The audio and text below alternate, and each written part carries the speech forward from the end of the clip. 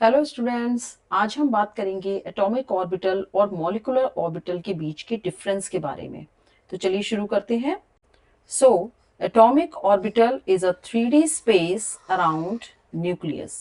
So basically atomic orbital एक single atom के around probable reason होते हैं, जबकि molecular orbital it is formed by linear combination of atomic orbitals. Atomic orbital सिर्फ isolated atom में exist करते हैं।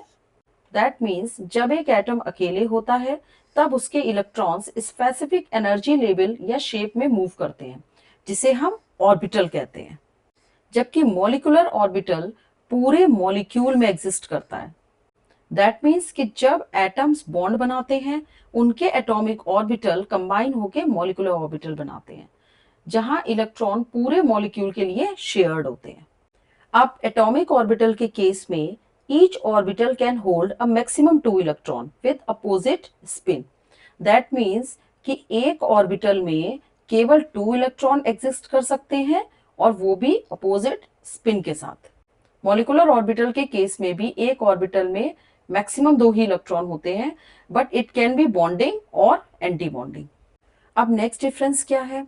एटॉमिक ऑर्बिटल के केस में energy depends on the atom and orbital type.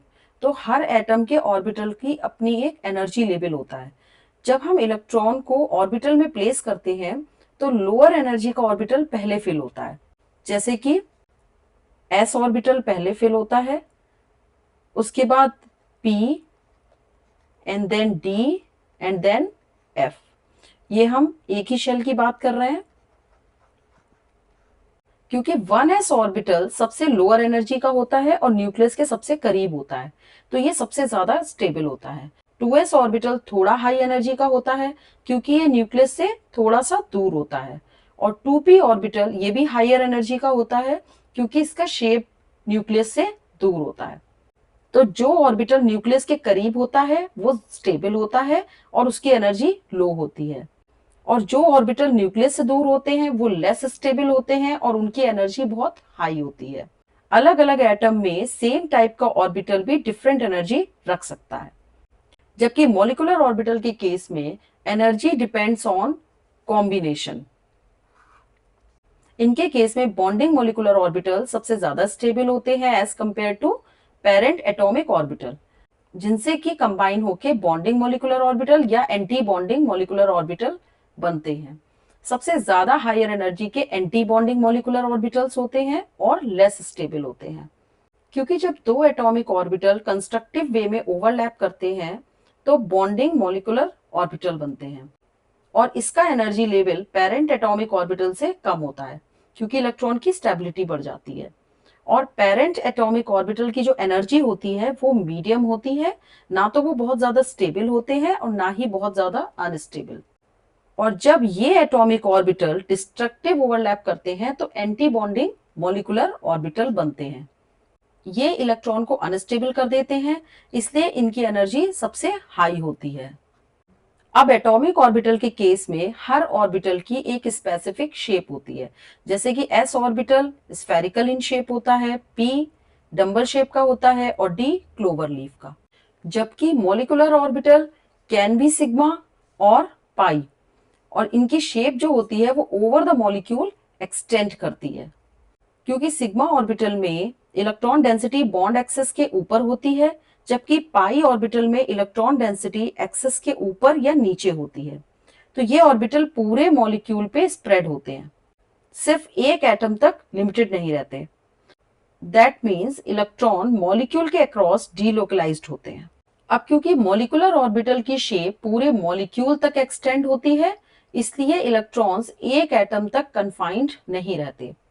Next difference क्या है कि एटॉमिक ऑर्बिटल कैसे रिप्रेजेंट किए जाते हैं? 1s, 2s, 2p, 3s, 3p and so on.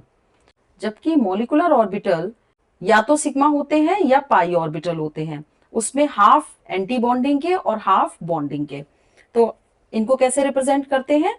Sigma 1s, sigma star 1s, sigma 2s, sigma star 2s, sigma 2pz, sigma star 2pz and so on. अब एक और डिफरेंस है जो कि बहुत इंपॉर्टेंट है। that atomic orbital does not directly determine magnetism, while presence of unpaired electron in molecular orbital determines paramagnetism और diamagnetism. इसका मतलब क्या है कि मैग्नेटिज्म का जो रिलेशन होता है वो अनपेयर्ड इलेक्ट्रॉन से होता है.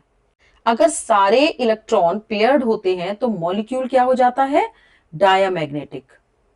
दैट मीन्स वो मॉलिक्यूल मैग्नेटिक फील्ड को रिपल करेगा. लेकिन अगर मॉलिक्यूल में अनपेयर्ड इलेक्ट्रॉन होते हैं तो मॉलिक्यूल पैरामैग्नेटिक हो जाता है. इसका मतलब यह है कि वो मैग्नेटिक फील्ड को अट्रैक्ट करेगा. तो हम ये कह सकते हैं कि मैग्नेटिज्म डायरेक्टली बॉन्ड ऑर्डर या बॉन्ड एनर्जी से डिसाइड नहीं होती है, बल्कि अनपेयर्ड इलेक्ट्रॉन की प्रेजेंस से होती है. तो ये एक बहुत इंपॉर्टेंट डिफरेंस है between atomic orbital and molecular orbital. तो मिलते हैं नेक्स्ट वीडियो में एक नई इंफॉर्मेटिव वीडियो के साथ. तब तक के लिए बाय बाय.